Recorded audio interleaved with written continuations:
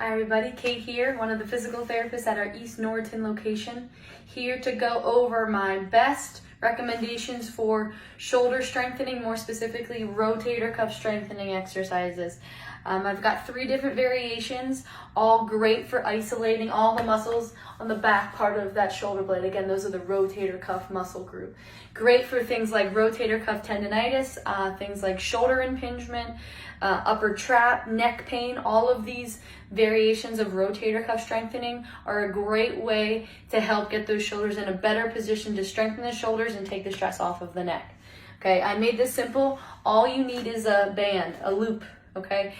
Varying resistances based on how easy or hard it is and how your form looks.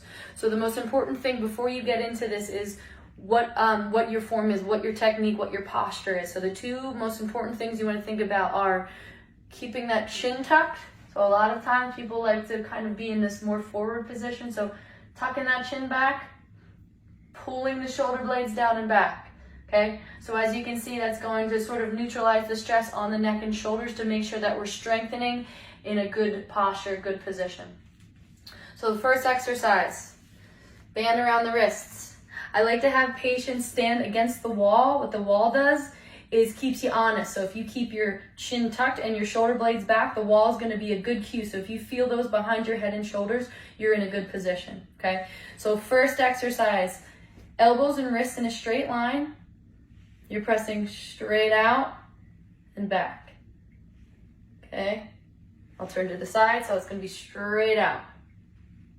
Second exercise, now I'm coming up at an angle. Here, chin tucked, shoulder blades tight. Same thing, up at an angle. Okay, last one, elbows now stay bent and you're just lifting straight up and down. Straight up and down. So from a side view, that's forward, up, bent elbow up, okay? 10 times, 1 to 3 sets depending on how difficult that is, okay? That's a very challenging exercise, doing it the right way with your chin tuck, shoulder blades, and having this maintained. A lot of time what I see is the elbows start to come out. So if you really try and maintain those wrists in line with the elbows, this rotation is really what's going to get that rotator cuff muscle group activated, okay? Second exercise, wall clock, okay? So you're going to see the back of me. I have my chin tucked, shoulder blades tight. Here, elbows straight on the wall. And what you're doing is out, out, up, up, down, down, okay? So from this angle, my hands are on the wall. I'm going out to the side, side, up, up, down, down, okay? 1 to 3 sets of 10, depending on how challenging it is, okay?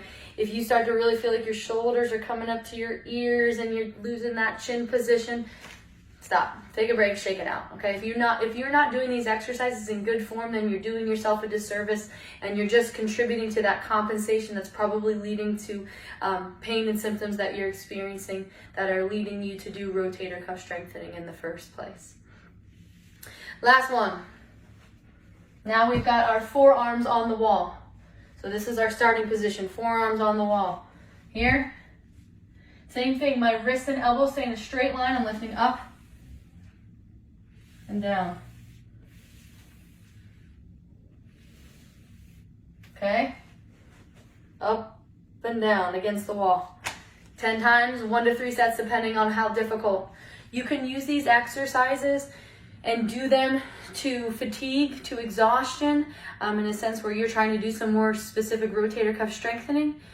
They're also good to be used as like activation exercises. So before you're doing an arm day or an upper back day, you go through like 1 set of 5 to 10 of all of these. Not to the point of fatigue, but just trying to wake those rotator cuff muscles up so that when you are doing some different movements like a overhead press or you're doing, pecs or lat pull downs, the rotator cuff muscle group is just participating a little bit more in the party.